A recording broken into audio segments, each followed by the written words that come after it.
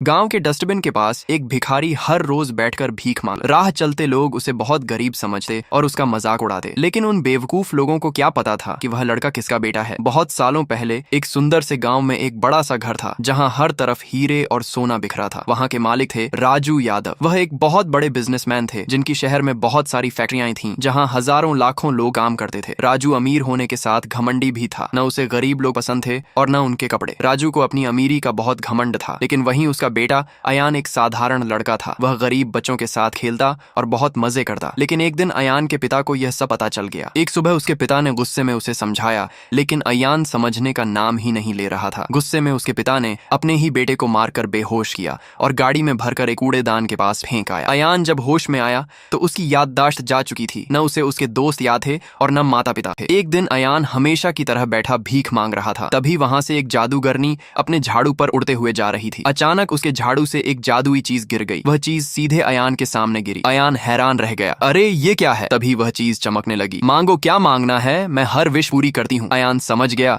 जरूर ये कोई जादुई चीज है। अयान ने धीरे से कहा, मुझे इतने पैसे दे दो कि कभी वो खत्म ही ना हो। अयान की बात खत्म होते ही वह चीज फिर से चमकी और अचानक उस पूरी जगह में दुनिया का सारा सोना प्रकट हो गया। अयान हैरान रह गया। अरे ये तो सच में विश पूरी करती है। अयान ध्यान से उस जादुई चीज को देखने लगा। तभी उसके मन में एक भयानक आइडिया आया। उसने उस जादुई चीज को लेकर गांव के गरीब लोगों को देखा। दोस्तों, अब इस दुनिया में कोई भी गरीब नहीं रहेगा। लेकिन तभी अयान ने धीरे से कहा, चलो अपना जलवा दिखाओ और दुनिया के हर आदमी को अमीर कर दो। अचानक वह चीज फिर से चमक उठी और पूरा गांव पैसों और हीरों से भर गया। हर गरीब अब अमीर बन चुका था। लोग हैरान थे और खुश भी बहुत खुश था। लेकिन एक आदमी था जो बहुत उदास था, अयान के पिता। उनकी फैक्ट्री पूरी खाली हो चुकी थी। न कोई वर्कर और न कस्टमर। अयान की विश की वजह से सब पैसे वाले बन चुके थे और काम छोड़कर चले गए। राजू यादव को समझ नहीं आ रहा था। तभी वहां एक आदमी भागते हुए आया और उसने राजू यादव को सारी सच्चाई बता दी। राजू गुस्से से पागल हो गया। क्या ये सब मेरे बेटे ने ही किया है? उस शाम राजू उस गांव पहुंचा। वहां अयान सबकी विश पूरी कर रहा था। राजू ने जब यह देखा कि अयान के पास एक जादुई चीज है तो उसके दिमाग में उसे चुराने का आइडिया आया। उस रात पूरे गांव में शांति थी। तभी राजू यादव वहां आया और उसने धीरे से अयान की वह जादुई चीज चुरा ली और भाग गया। लेकिन अयान वहां बैठा सब देख रहा था। उसने अपने पिता का पीछा किया